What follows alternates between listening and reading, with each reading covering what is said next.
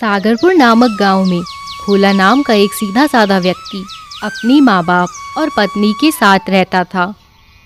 भोला बहुत मेहनती था। वो रोज सुबह जल्दी उठकर खेतों में काम करने चला जाता। भोला एक मध्यम वर्गीय परिवार से था। उसके पिता के पास अच्छी खासी जमीन थी, जिससे उन सबका गुजारा अच्छे से हो जाता था। भोला का बड़ा भाई हरीश शहर में नौकरी करता था।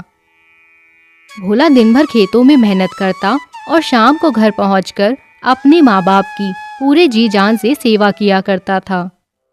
पर उसके माँ बाप उसे किसी काबिल नहीं समझते थे। वो हर वक्त उसकी तुलना अपने बड़े बेटे हरीश के साथ करते रहते। माँ, पिताजी, क्या बात है? सब ठीक है ना? तू ये सब छोड़, ये बता, इस खेती के अलावा भी जिंदगी में कुछ करेगा या नहीं? दिन भर धूप ताप में खेतों पर रहता है, तुझे क्या मिल जाता है इससे? अरे खेतों के लिए तो हम किराए पर मजदूर भी रख लेते। अगर समय रहते तू भी हरीश की तरह पढ़ लिख लिया होता तो आज तू भी शहर की किसी बड़ी कंपनी में बैठा होता। किससे कह रही हो हरीश की माँ? इसने पहले कभी हमारी सुनी है क्या जो अब सुनेगा? बचपन से ये तो बुद्धू ही रहा। इसको और हरीश को देखकर भला कौन कहेगा ये दोनों सगे भाई हैं। भोला चुपचाप उनकी बातें सुनता रहा। ये सब सुनने की उसे अब आदत हो गई थी। उसे बुरा तो बहुत लगता था, लेकिन वो अपने माँ बाप की बहुत इज्जत किया करता था। वो कभी उनसे पलटकर कुछ नहीं बोला। क्या हुआ, आज फिर से यहाँ उदास बैठे हो? ये लो, आप खाना खाओ। अब रोज रोज माँ पिताजी की बातों को दिल से लगाओगे तो कैसे काम चलेगा? मैंने उनकी बातें आज तक दिल से नहीं लगाई गीता। बस कभी कभी सोचने लगता हूँ, क्या मैं सच में किसी लायक नहीं हूँ? हरीश भैया शहर में नौकरी कर रहे हैं। माँ पिताजी को उन पर कितना गर्व है।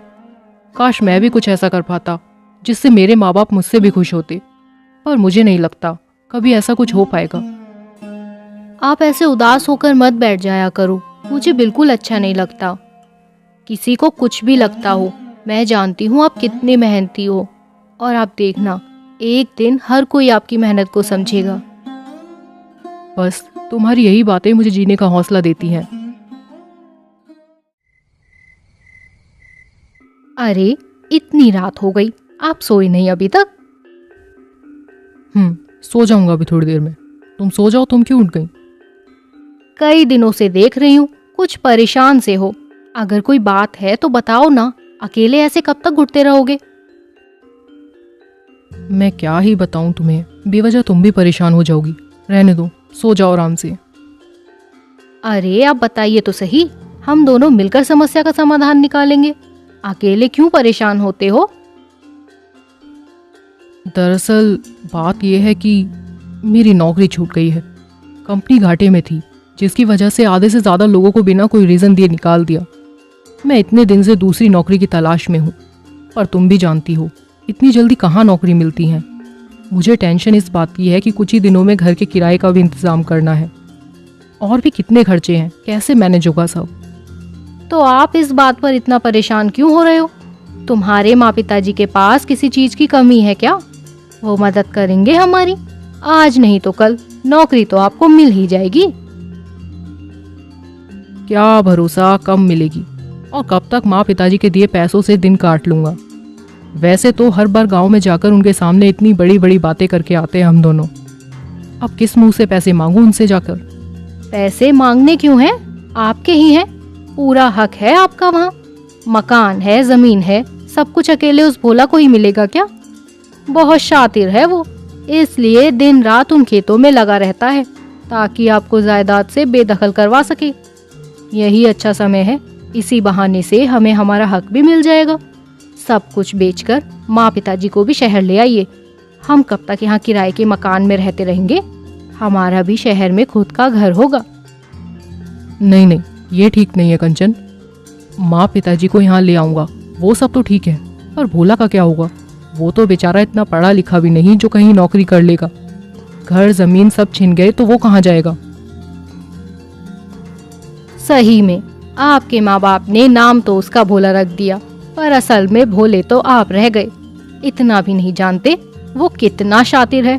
उसने कितना पैसा माँ पिताजी से भी छिप कर रखा होगा। देखना, आपके शहर आते ही अपना महल खड़ा कर लेगा।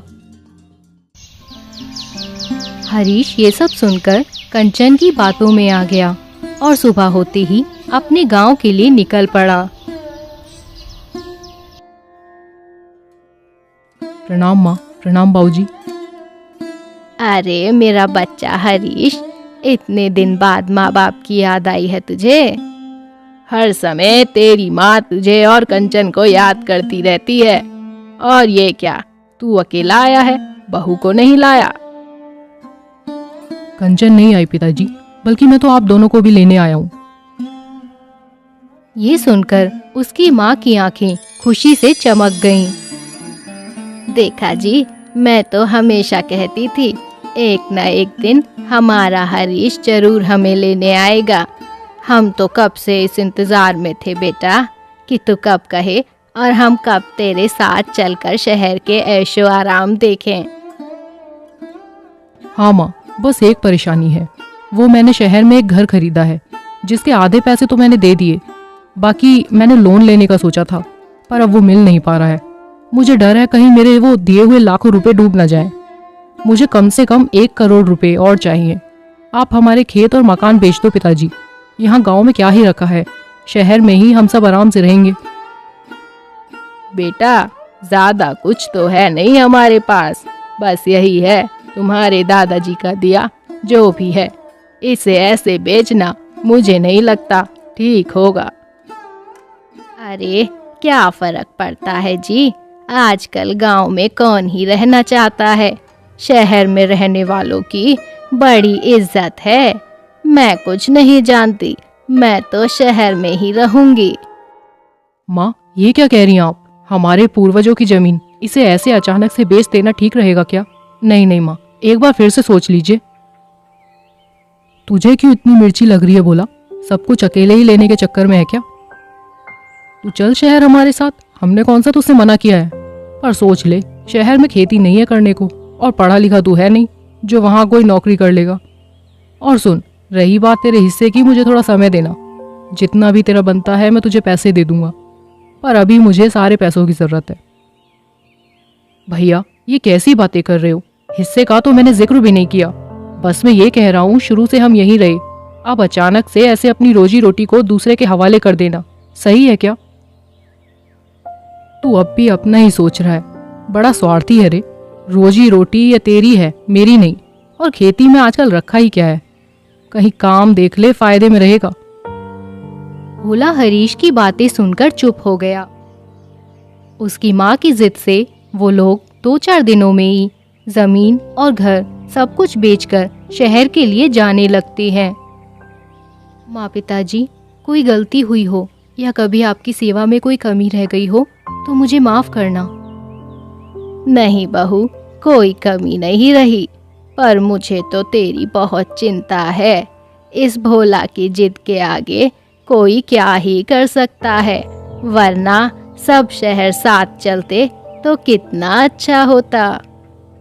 रहने दो माँ, कहने से नहीं मानेगा। जब भूखे रहने की नौबत आ जाएगी ना, अपने आप समझ जाएगा। देखना, फिर खुद ही चला आएगा। सुन भोला, ये मैंने एड्रेस लिख दिया है, कभी लगे यहाँ नहीं रहा जा रहा तो आ जाना। नहीं भैया, ये रहने दो, बस माँ पिताजी का ध्यान रखना। मुझे नहीं लगता मैं अपना गांव छोड़कर कभी कहीं जाने का मन बनाऊंगा। चल, जैसी तेरी मर्जी, ध्यान रखना अपना। माँ बाप के शहर जाने के बाद भोला और उसकी पत्नी अकेले रह गए। उन दोनों ने गांव के किनारे लकड़ी और मिट्टी से एक छोटी सी झोपड़ी बनाई। रहने का इंतजाम तो कर लिया गीता, पर अब काम क्या करूंगा, कुछ समझ नहीं आ रहा कहाँ जाऊं। आप परेशान मत हो, भगवान ने ये पेट दिया है तो उसके भरने का इंतजाम भी करेंगे। ऊपर वाला कभी किसी को भूखा नहीं सोने देता। अगले दिन सुबह होते ही भोला काम की तलाश में निकल गया। भोला, तुझे दूसरों के खेतों में काम करने की कब से जरूरत पड़ने लगी? अब क्या बताऊं सेठ जी, माँ पिताजी सब कुछ बेचकर भैया के साथ शहर चले गए हैं। रोजी रोटी के लिए कुछ तो करना ही पड़ेगा। सारी जमीन बेचकर चले गए हैं? अरे भाई, पर तेरा तो कुछ हिस्सा दिया होगा। तेरे लिए तो कम से कम कुछ छोड़कर जाते। दिमाग खराब हो गया था क्या दोनों का? नहीं, ऐसा मत कहिए सेठ जी, सब समय का खेल है। उन्होंने तो मुझसे भी कहा था शहर चलने को, मैं ही नहीं माना। शुरू से यहाँ रहा, मेरा इस गांव को छोड़ने के लिए मन ही नहीं मानता। अब जैसे भगवान रखेंगे रहूंगा। मुझे किसी से कुछ नहीं चाहिए। जैसे पहले अपने खेतों में मेहनत करता आ रहा था, अब आपके खेतों में कर लूंगा। बस आप काम पर रख लीजिए। हाँ हाँ जरूर, तेरा जब मन हो तब से आ जा। तेरी मेहनत को तो पूरा गांव जानता है। पर मेरी एक बात सुन, इन्हें बिल्कुल अपने खेत समझकर इन पर खेती करना। देख, मेरी तो अब उम्र हो गई है। अब हर वक्त का आना जाना मुझसे नहीं किया जाता। खेती से जितना भी मुनाफा होगा उसका 1/3 हिस्सा तेरा होगा। सेठ जी, आपकी बहुत बहुत मेहरबानी। आप देखना, दिन रात एक कर दूंगा इस बार। पूरे गांव में सबसे अच्छी फसल आपकी ही होगी।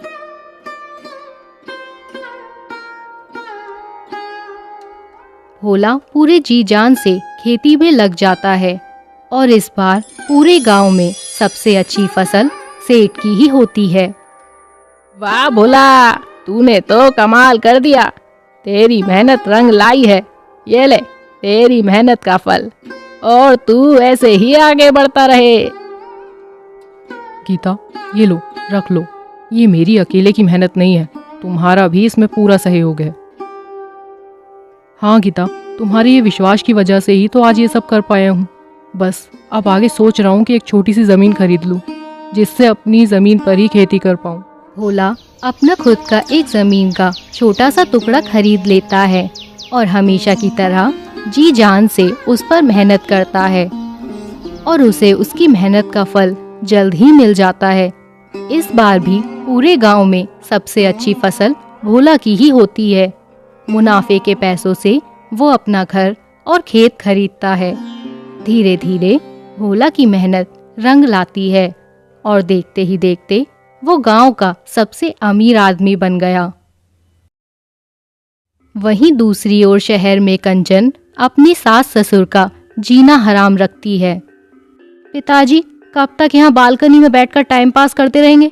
जाइए बाजार से सब्जी लेकर आइए।